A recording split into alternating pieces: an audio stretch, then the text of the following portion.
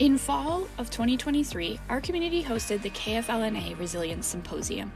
People were both inspired by the possibilities for our region and hungry to hear more of the details of what happened in Walla Walla, Washington. To get a better understanding, we sat down for a virtual conversation with Terry Barilla and Rick Griffin.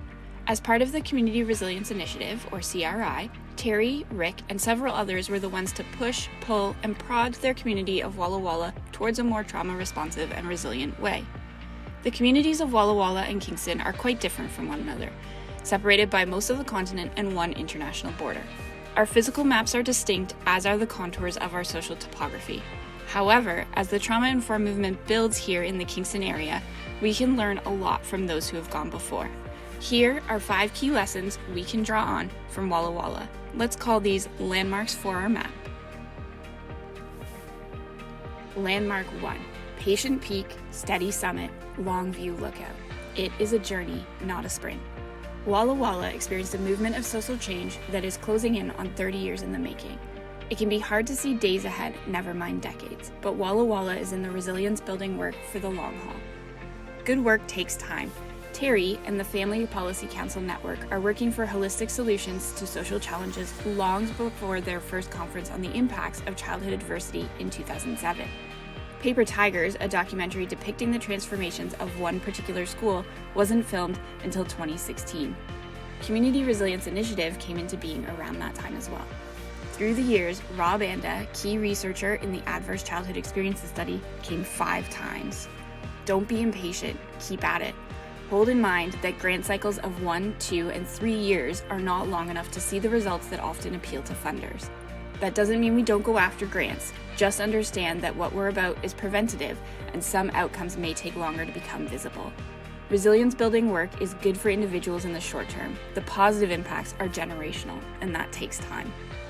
Don't expect to immediately change the world and wrap it up with a bow. Kingston.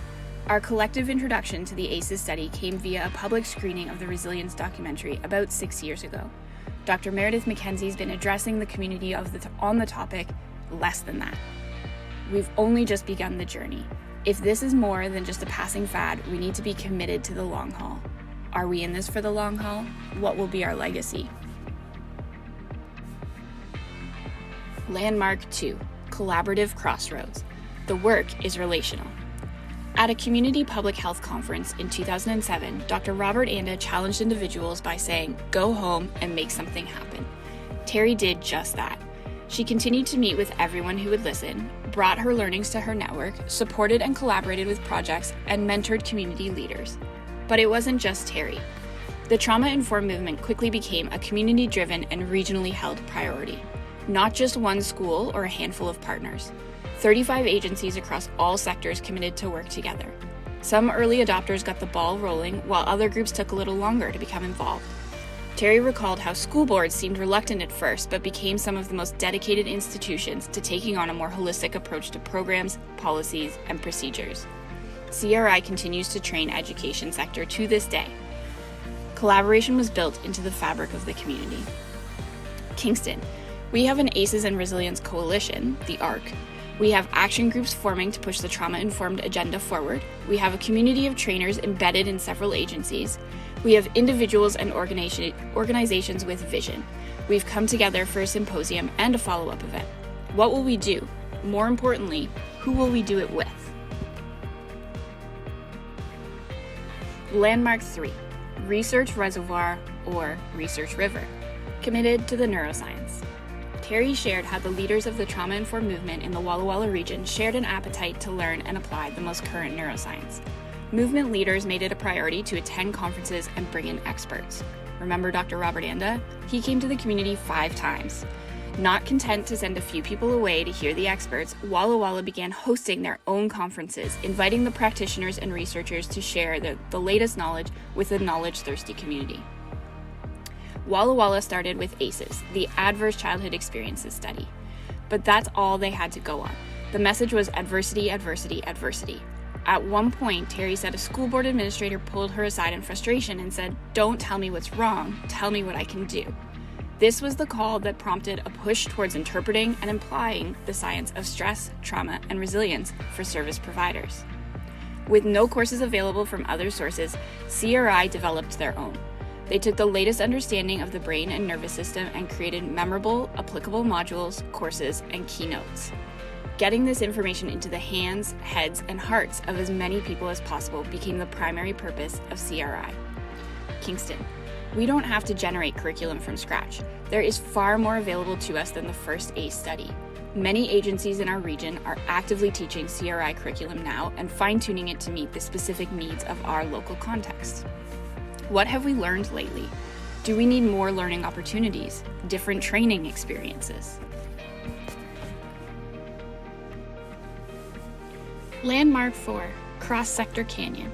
Resilience is for everyone.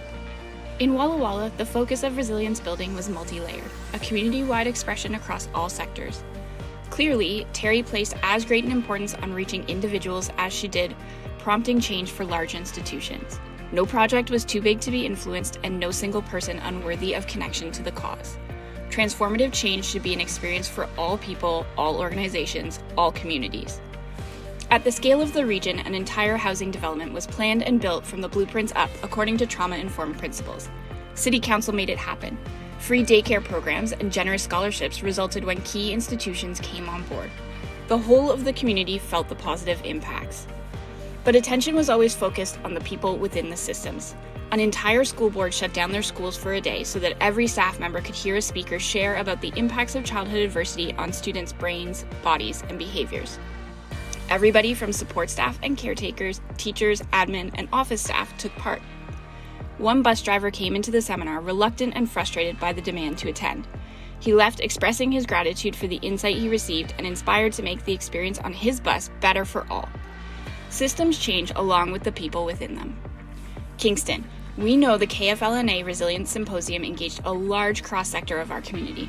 Over 3 days, 450 people attended 10 events in 6 locations. That's a lot of representation from local organizations. One local agency has trained all current staff in CRI Course 1, Trauma Informed, and is moving on to Course 2, Trauma Supportive. Are we thinking big and bold enough? Is our focus always personal? Landmark 5, Champion Channel. Sustainability is essential. If we are going to take the long view, if we are going to see entire communities become more robust and healthier, if we're going to work together, then the impacts of transitions must be considered. Terry invested 20 years of her life working with one police chief. Transition to the next chief was not simple and resulted in major setbacks for a trauma-supportive police force. Terry admonished that organizations need to have multiple people embedded in each organization so they believe. Several champions are more effective than one. Terry also talked about revisiting the core elements of the movement as transitions happen. When people join, they need to be told the story to date and enveloped into the plot. Key people will come and go from the movement. Their contributions are gifts to be received with an open heart. On the topic of sustainability, Terry was adamant to stay flexible and change with the neuroscience. We are not part of something static. This is all about growth. Kingston. In many ways, we're on the first few pages of our resilient, trauma-informed story. We need to be thinking about the next chapter, and the chapter after that, and maybe the chapter after that one. How do we graciously let go and generously enfold and include? How many champions do we have? Walla Walla started something new. They didn't have much of a map to follow. Few had been that way before. We in KFLA are on a similar journey towards a more trauma-informed, neural-supportive way. While there is not a literal trail to follow, we are forming a map of sorts, and Walla Walla's experience helps us to look for these important landmarks in our work. Patient peaks, steady summits, long view lookout. It is a journey, not a sprint. Collaborative crossroads. The work is relational. Research rivers, committed to the neuroscience. Cross-sector canyons. Resilience is for everyone. Champion channel. Sustainability is essential. These are the landmarks to go by. It's good to be working on this map together.